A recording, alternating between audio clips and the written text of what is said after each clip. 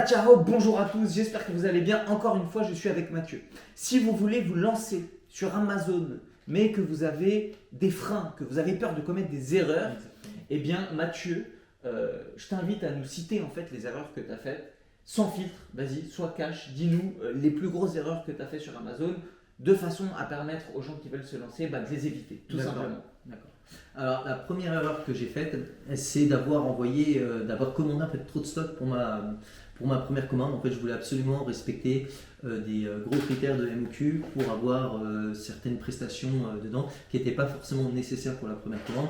Parce que la première commande, c'est une commande de test pour savoir si ton produit fonctionne comme tu voulais, au niveau du prix, au niveau du référencement, etc.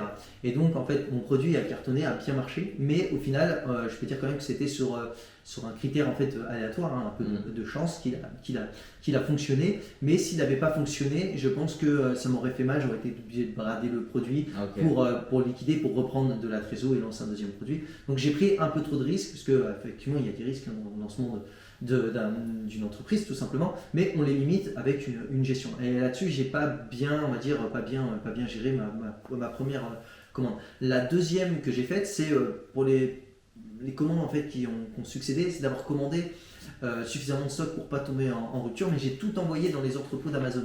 Résultat, en fait, j'avais trop de stock chez Amazon, donc en fait les coûts de stockage pouvaient être assez élevés, et surtout Amazon avait mis en place ce qu'on avait déjà vu, l'indice CPI, tu sais, pour voir l'indice de cotation, en fait, pour voir ta rotation de stock.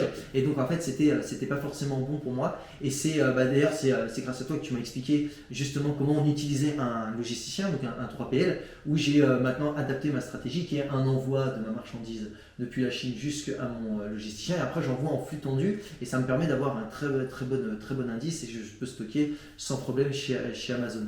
Donc ça, j'ai résolu ce sujet.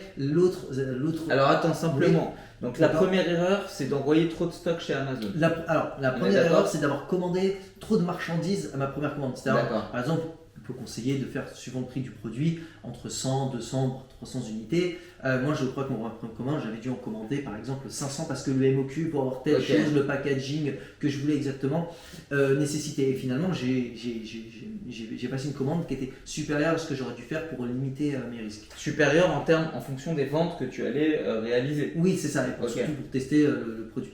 La seconde erreur, c'est d'envoyer trop de stock chez Amazon. D'avoir envoyé trop de stock chez Amazon. D'avoir envoyé en fait toute ma commande chez Amazon. C'est pas ce qu'il faut faire. Alors ça, c'est quelque chose que les débutants ont tendance à faire. Tu le confirmes, d'accord? Exactement. Voilà. Je mets une petite aparté. La première commande qu'on fait sur son produit, vu que justement on ne commet pas l'erreur que je viens de décrire, on envoie une petite commande directement dans par exemple Amazon. 1 mois et demi de stock. Voilà, exactement. Tu vois, pour tester à peu près, avoir suffisamment de data pour savoir si ton produit marche bien, si le PPC que tu as mis, la publicité que tu as mis en place fonctionne, que tu as récupéré suffisamment de commentaires. Voilà, tu ne peux pas se dire si un produit fonctionne bien au bout de 15 jours. D'accord, donc il faut un petit peu de temps, il faut de la data, tirer de tes publicités, etc. Voilà, donc il faut un minimum de temps. Donc la première commande t'envoie des entrepôts de ton usine, en fait, de ton fournisseur, directement dans les entrepôts d'Amazon, tu testes ton produit. Après, tu passes une plus grosse commande parce que ton produit normalement a bien fonctionné, donc tu envoies plusieurs mois de stock, et à ce moment-là tu n'envoies pas tout chez Amazon, d'accord, tu envoies chez un logisticien, surtout si tu fais du bateau, parce que tu as besoin de commander plus de stock, parce que les délais d'acheminement sont plus longs, donc tu as besoin. Si tu fais de l'avion, c'est au prorata. Donc ce que je donne, c'est des bases, évidemment, c'est adapté en fonction de son produit. Il se peut que tu sois, ton produit va mettre 15 jours à être produit, ce qui est plutôt rare, et 15 jours à être importé en avion. À ce moment-là, tu peux envoyer peut-être directement dans le Amazon. C'est adapté en fonction du produit, évidemment. Donc ça, c'est ma deuxième erreur, c'est d'avoir tout envoyé chez Amazon. Donc maintenant, je passe par un logisticien, et ça me coûte en plus en coût de stockage. C'est moins cher que les entrepôts d'Amazon, même si les coûts de stockage au final dans ta marge, c'est pas vraiment pas ce qui a un impact le plus important. Ok Mathieu, super. Donc là tu nous as parlé d'erreurs logistiques. Est-ce qu'il y a d'autres erreurs? Alors oui, j'ai commis des erreurs qui sont totalement classiques pour les vendeurs Amazon. C'est des erreurs liées à la publicité. D'accord ? Donc, la publicité, on va dire que c'est un pan qui est encore à part dans tous les métiers d'Amazon, parce que c'est vraiment un métier qui est assez pointu, c'est de la récolte de data. il y a peu de métiers en fait où on est confronté en fait à ce genre de situation, à part les gens vraiment qui travaillent dans les statistiques, etc. Mais en fait la publicité, on voit ça que quelque chose pour ranker et qu'on soit vu et qu'on clique dessus et qu'on achète notre produit. Sauf qu'en fait tout ça c'est un coût et qu'en fait c'est juste de la récolte de data et de la gestion en fait de trésorerie, enfin de la gestion de rentabilité plutôt.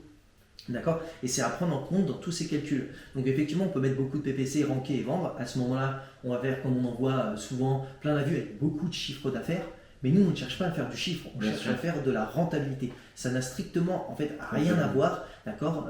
Faire 10 000 euros de chiffre d'affaires avec 35% de marge, c'est mieux que de faire 20 000 à 10% de marge, on est d'accord. Pourtant, si on affiche les chiffres d'affaires, effectivement, tu as fait plus de chiffre d'affaires, tu as vendu plus de produits, et en faisant beaucoup de publicité, justement, ça te permet de faire ça. Et donc, en fait, ça, je ne l'avais pas bien compris parce que je n'avais pas eu les bons outils. Et malgré le fait que j'avais quand même une bonne gestion financière, une bonne rigueur dans ce domaine, je me suis fait avoir comme tout le monde et j'ai mal géré en fait tout ce qui est le coût par clic, en fait le coût du coût par clic, donc le CPC pour l'acronyme.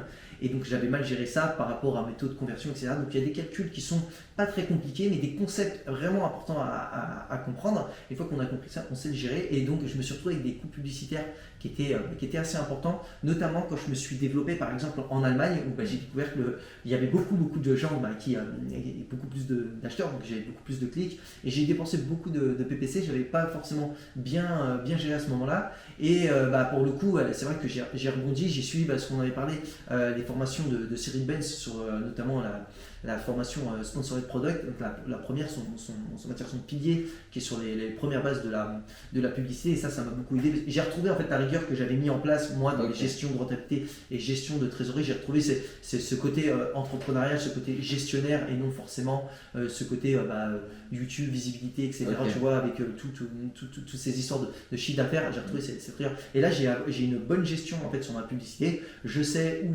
sur quel mot-clé en fait il faut ranker. Là où je coûte pas forcément, ça me coûte pas très cher, mais j'ai un très bon taux de conversion. J'ai abandonné des mots-clés en fait qui peuvent forcément faire beaucoup de ranking, mais qui me coûtent très cher en fait, donc tout simplement qui me bouffent ma marge.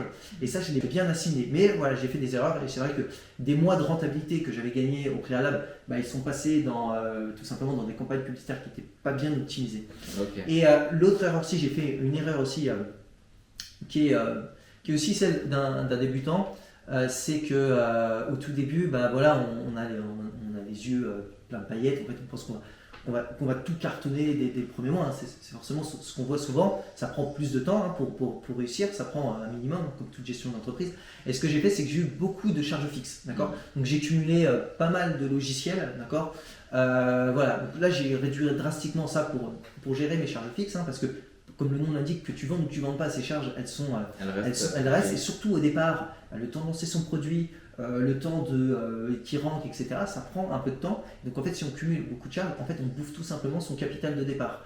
Donc en fait, j'ai limité drastiquement et aujourd'hui, je me contente d'un petit logiciel de gestion de rentabilité qui coûte pas très cher.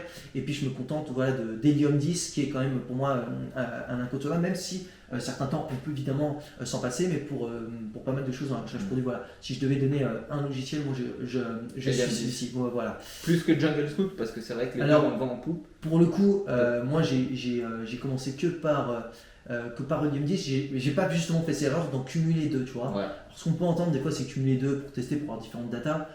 Au final, ça t'envoie plus de mauvais signaux parce que si les deux te disent pas la même chose, en fait, t'es encore plus perturbé. Ouais. Voilà. Les logiciels, ce sont des estimations, ce ne sont pas des valeurs brutes d'Amazon. D'ailleurs, on peut, je l'explique plus profondément en formation, mais il y a des méthodes pour avoir de la data purement qui vient d'Amazon. C'est des nouvelles données, et ça, pour le coup, c'est factuel. C'est Amazon qui nous offre en fait ces données chiffrées. Et Helium 10 nous permet, je fais une petite aparté, mais nous permet d'avoir d'autres métriques assez importantes pour prendre des décisions. Et si tu as deux logiciels, en fait, tu ne sais pas lequel suivre. Moi, je suis de l'école de ceux qui ont suivi Helium 10, donc forcément, je sais mieux expliquer et toute la formation peut tourner vers ce logiciel. Mais je ne vais pas dire que Jungle Scout est moins bien. Tout ce qu'on peut constater, c'est que quand même Helium 10 c'est beaucoup plus pointu pour tout ce qui est recherche de mots-clés. Voilà, ils ont quand même une barre un peu plus haute. Mais bon, tout ça pour dire que ça ne sert à rien de cumuler justement plein de logiciels, plein de prestataires à droite à gauche. faut limiter ses charges fixes, comme tout bon gestionnaire. Comme on l'avait vu pour l'achat, la marge elle se fait aussi en diminuant ses coûts. Si on ne peut pas augmenter son chiffre d'affaires parce qu'il faut faire plus de ventes et donc avoir plus de budget, à un moment donné, si tu baisses tes coûts, forcément tu as plus de marge. C'est bête, mais c'est la base. Voilà.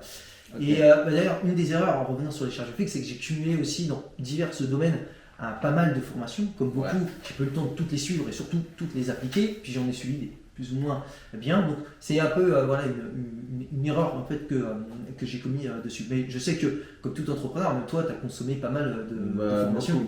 Beaucoup. Et des gros budgets. J'ai consacré des gros budgets à des formations. Voilà. Après, il y en a, c'est forcément, mais ça fait partie du jeu. Il y en a qui apportent de la valeur et il y en a dont tu es très satisfait. Il y en a que tu considères que tu payes trop cher et il va avoir une information qui va être clé. Et ça, par contre, pour le coup, ça vaut le coup. C'est voilà, comme un livre, des fois. Exactement. De toute façon, plus tu deviens expert dans un domaine, plus le coût de l'information en fait, devient cher parce que, au fur et à mesure que tu deviens expert, à la fin, tu retrouves la base. Puis, des fois, oui, il y a des petites pépites. C'est comme dans un bouquin, des fois, c'est... Mais alors, d'après ce que tu dis, toi, de la même manière que tu as cumulé trop de frais fixes, est-ce que tu considères que tu as cumulé trop de formations? Oui, c'est ce que tu es en train de dire? Oui, parce qu'après, quand tu te lances, tu as une frénésie dans divers domaines de formation, etc. Il y en a que je ne regrette pas, notamment sur la publicité, ça m'a beaucoup aidé, et surtout des données que j'ai retrouvées nulle part ailleurs, parce que j'avais face à moi quand même, on va dire, l'expert de la data en fait en publicité, on peut le dire, tu as pas mal côtoyé, notamment expliqué toutes ces compétences, ça m'a beaucoup aidé, justement en fait d'avoir cumulé toutes ces formations. Pour revenir à la formation qu'on disait tout à l'heure, j'ai condensé en fait pas mal de données que j'ai eues, d'expériences, de choses qui marchaient au préalable, qui ne marchent plus. Donc ta formation Limitless e-commerce,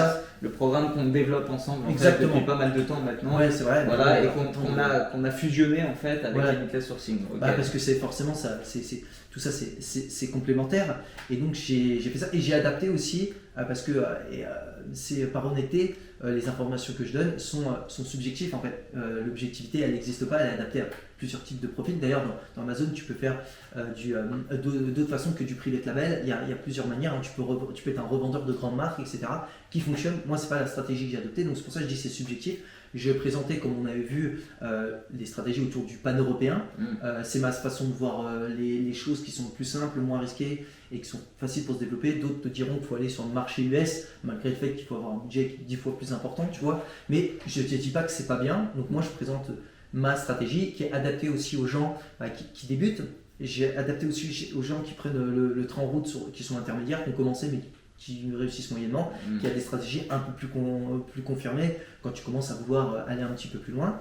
Et puis aussi, elle est adaptée aux gens qui ont aussi, comme on l'a vu, comme beaucoup de personnes en fait, qui veulent s'émanciper de leur situation, mais qui ont un travail, qui veulent plus ou moins pas forcément quitter, ou qui veulent cumuler les deux. Et donc c'est pour ça que je présente des stratégies qui sont adaptées à ce type de profil. C'est pour ça que je dis que c'est subjectif, c'est-à-dire que c'est ma façon de voir comment on réussit. Mais c'est pas, j'ai même pas la science infuse, et il y a plusieurs autres stratégies. Mais l'expérience que j'ai des vendeurs que je côtoie, qui ont réussi, c'est globalement ce que j'ai voulu résumer. Ok, super. Bon, vous l'avez compris, hein, et je l'ai dit dans une précédente vidéo, les négociations ont été dures avec toi. Oui. Plus dur qu'avec certains fournisseurs chinois pour qu'on développe ce programme Limitless e-commerce. Toi-même, tu étais, encore une fois, je le répète, quelqu'un qui n'avait pas d'expérience, tu as cumulé beaucoup d'informations, tu étais passionné de cette discipline. Exactement. Voilà, et on a enfin réussi à créer un programme en fait, qui va englober toutes tes connaissances, toutes tes compétences, toutes les nôtres, tout le réseau, etc. De sorte à éviter cette dernière erreur que tu as faite, qui est de consommer trop de formations à gauche à droite, de dépenser beaucoup trop de frais. Et nous, on va dire que notre rêve un peu, c'était de créer un programme complet sur toute la chaîne de valeur qui va traiter en fait toutes les compétences requises pour devenir un bon vendeur sur Amazon. Parce que dans le métier d'Amazon, il y a plusieurs métiers. Oui, c'est ça. Il y a une discipline, il y a deux gros piliers, moi c'est ce que je dis. Il y a l'achat et la vente. Dans l'achat, on va dire que tu as le sourcing, le contrôle qualité, la logistique. Dans la vente, tu as Amazon, le PPC, le référencement, les fiches produits. Enfin voilà, tu as l'algorithme. Et justement, en fait, Limitless e-commerce, c'est un condensé de tout ça. Exactement. C'est une formation où Mathieu a accumulé aussi toutes ses compétences au fil de ces années, etc., qu'il a accumulées. Et puis, bien évidemment, ça permet aux gens qui veulent nous rejoindre et qui veulent se lancer dans cette aventure d'avoir en un programme absolument tous les outils nécessaires pour se lancer dans les meilleures conditions. Exactement. Voilà, adapter aux gens exactement la stratégie qui est abordée et même la communication qu'on fait dessus et pour vous présenter en fait un programme qui est proposé pour les gens en fait lambda. Donc on n'est pas là en train de vendre des paillettes, en fait on est en train de vous dire que c'est possible et il y a des stratégies adaptées pour créer une entreprise, avoir sa fameuse liberté financière et surtout sa liberté en fait de temps et géographique, d'accord.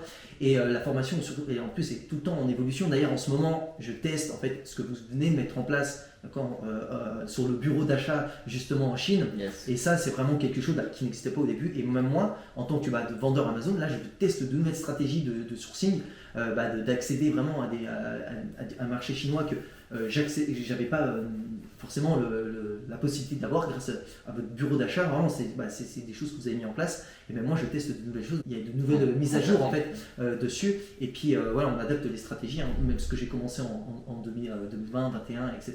Tout ça, il y a des choses qui deviennent obsolètes, et vous êtes adapté au marché justement du sourcing avec ce nouveau bureau d'achat qui permet d'avoir une nouvelle approche. Voilà, alors simplement pour conclure, de la même manière qu'en adhérant à ce programme, vous allez véritablement consommer et bénéficier du savoir de Mathieu, et ben là, le bureau d'achat dont tu parles, c'est vrai qu'on a développé il n'y a pas longtemps, vous allez profiter de notre réseau qu'on a cultivé au fil de ces 6 années et des relations qu'on a avec une multitude de fournisseurs dans différents domaines. Il y a 9 sourceurs à temps complet donc, qui peuvent travailler sur vous, qui peuvent vous accompagner. On prône aussi l'autonomie complète sur le sourcing, c'est-à-dire maîtriser la chaîne de valeur et éviter les intermédiaires. Mais c'est vrai que ce bureau d'achat peut apporter beaucoup de valeur si par exemple on a envie de se concentrer sur d'autres aspects du business, le marketing, etc. Et confier le sourcing à des gens fiables avec un gros réseau. Je vous rappelle que c'est aussi quand même une grosse plus-value, le réseau. Voilà. Donc merci d'avoir souligné ça, c'est vrai, je ne l'avais pas dit, mais en gros voilà, donc simplement pour conclure et pour terminer cette vidéo, bien évidemment si vous voulez avoir plus de détails sur le programme dont on vient de parler, ce sera en description de cette vidéo, vous pouvez cliquer, candidater, on échangera, on parlera de votre projet et j'espère qu'on pourra vous accueillir dans cette aventure très prochainement. Merci Mathieu encore une fois pour toutes ces informations et je vous dis à très bientôt. Ça y tient. Au revoir.